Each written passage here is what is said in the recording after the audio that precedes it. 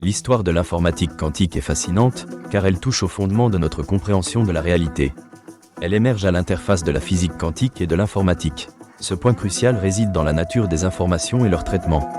Au début du XXe siècle, les lois de la physique traditionnelle ne parvenaient pas à expliquer certaines observations à l'échelle subatomique.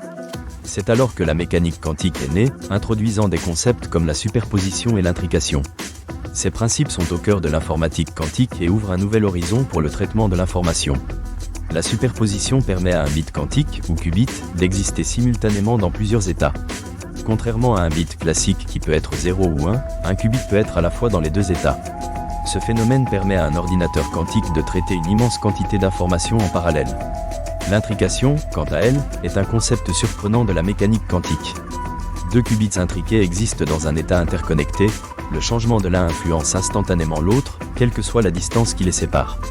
Cette propriété offre des possibilités prometteuses en matière de communication et de traitement de l'information.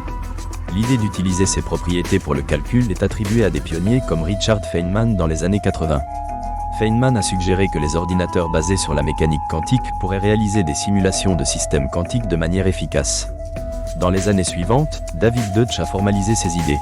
En 1985, il a présenté le concept d'ordinateur quantique, posant les bases d'un véritable appareil informatique quantique. Cette approche repose sur la mécanique quantique et introduit des algorithmes capables de résoudre des problèmes inaccessibles aux ordinateurs classiques. L'essor de l'informatique quantique a pris de l'ampleur avec l'apparition d'algorithmes dans les années 90. L'un des plus connus est l'algorithme de Shor, développé par Peter Shor en 1994. Cet algorithme permet de décomposer efficacement de grands nombres en facteurs premiers, menaçant la sécurité des systèmes cryptographiques basés sur la factorisation. Cette découverte a suscité un intérêt accru pour le développement d'ordinateurs quantiques, notamment dans le domaine de la sécurité numérique. L'algorithme de Grover, créé par Love Grover en 1996, a également montré qu'un ordinateur quantique pouvait effectuer une recherche dans une base de données beaucoup plus rapidement que n'importe quel algorithme classique.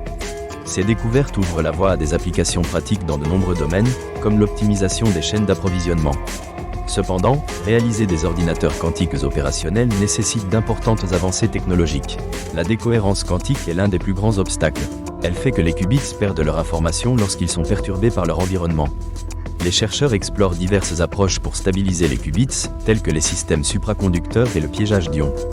Des entreprises comme IBM et Google rivalisent pour développer des ordinateurs quantiques.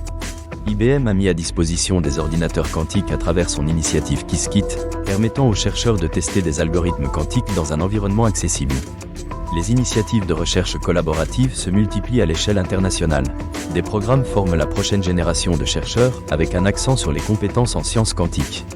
Ces efforts incluent des subventions pour des projets éducatifs, des cours en ligne et la création de centres de recherche. Le financement public et privé est essentiel dans ce domaine. La course à l'informatique quantique est une compétition économique. Les ordinateurs quantiques pourraient générer des milliards d'économies et d'opportunités dans des secteurs comme la médecine ou la finance. L'informatique quantique n'est pas une remise en question de la technologie classique. Elle élargit notre arsenal d'outils. Les ordinateurs quantiques ne remplacent pas les ordinateurs classiques, mais les complètent pour résoudre des problèmes spécifiques. L'aventure de l'informatique quantique commence. Nous sommes à l'aube d'une nouvelle ère scientifique. Les applications pratiques des ordinateurs quantiques seront probablement limitées à des tâches spécifiques dans un premier temps, mais leur potentiel est immense. De la recherche sur de nouveaux médicaments à la modélisation des systèmes climatiques complexes, l'avenir de l'informatique quantique pourrait encore réserver bien des surprises. L'histoire de l'informatique quantique est un voyage fascinant, reliant la physique et l'informatique. Les défis sont nombreux, mais la promesse de cette technologie est claire. Chaque pas que nous faisons nous rapproche d'une meilleure compréhension de la nature de l'information et de notre place dans l'univers.